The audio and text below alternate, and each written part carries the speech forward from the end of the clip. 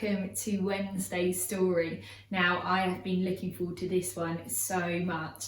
This is one of my favourites. It's called Little Miss Sunshine and the Three Bears. So you'll recognise some very similar things from the Goldilocks stories that we've been reading the last couple of days, but there are a few twists as well for you. So I have to say, Little Miss Sunshine is one of my favourite Little Misses. I hope you enjoy this as much as I do. See you tomorrow for another one. Bye.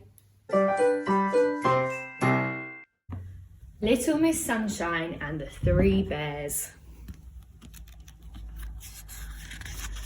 Little Miss Sunshine went for a walk in the woods, and because it was a lovely hot day, she decided to go for a long walk. She walked and she walked. And she walked.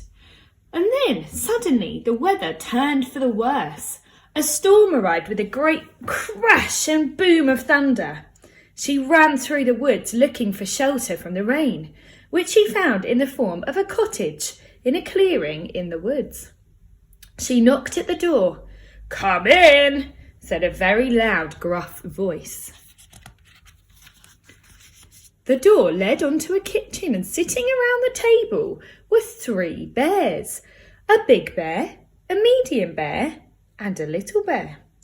On the table were three bowls of porridge: a big bowl, a medium bowl, and a little bowl. "We're just going out for a walk while our porridge cools down," said the middle bear. "You can stay here if you keep an eye on our porridge and make sure no one eats it." "Thank you, I will," agreed Little Miss Sunshine, and the three bears left. Bears do not mind the rain. Little Miss Sunshine settled down to wait, glad to be out of the storm. Suddenly the door burst open and Mr. Greedy barged his way in. "Mr. Greedy, what are you—" began Little Miss Sunshine, but before she could finish, Mr. Greedy spied the three bowls of porridge on the table. "Oh, porridge!" he cried. "I'm starving." "You can't eat that porridge," cried Little Miss Sunshine. But Mr. Greedy was hungry and he didn't listen. The first big bowl he tried was too hot. The next medium bowl was too cold. But the last small bowl was just right. So right that before Little Miss Sunshine knew it, Mr. Greedy had finished it all. Mr. Greedy looked at the small empty bowl. "Well, that wasn't nearly enough for me," he said. "I'm off to find a bigger meal." And he left as suddenly as he had arrived. Mr. Greedy had hardly been gone a minute when the door was flung open for a second time and in stumbled Mr. Clumsy. "Hello, Mr. Clumsy," said Little Miss Sunshine. "What brings you here?" "Oh, my poor feet," he moaned. "I've been walking for miles. I need a rest." And he went into the living room where there were three chairs. "You can't come in here," cried Little Miss Sunshine. But Mr. Clumsy didn't listen, and he sat in the big chair. It was too lumpy. The medium chair was too soft, but the small chair, well, the small chair was just right. So right that Mr. Clumsy leaned back, but being his usual clumsy self, he leaned back too far, and with a loud crack, the chair broke. Mr. Clumsy jumped up and said that he had just remembered something he had to do very urgently, and he left. Poor Little Miss Sunshine. She looked miserably at the broken chair. What was she going to say to the three bears? It was then that Little Miss Sunshine heard a loud, gruff voice coming from the kitchen. "Who's been eating my porridge?" demanded the voice. "Who's been eating my porridge?" asked the medium voice. And then a tiny squeaky voice said, "Who's been eating my porridge and eaten it all up?" Then the three bears came into the living room. "Who's been sitting in my chair?" said the big bear.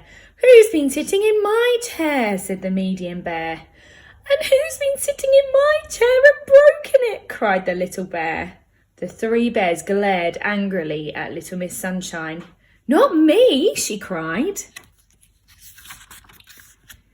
Just then, the door flew open for a third time.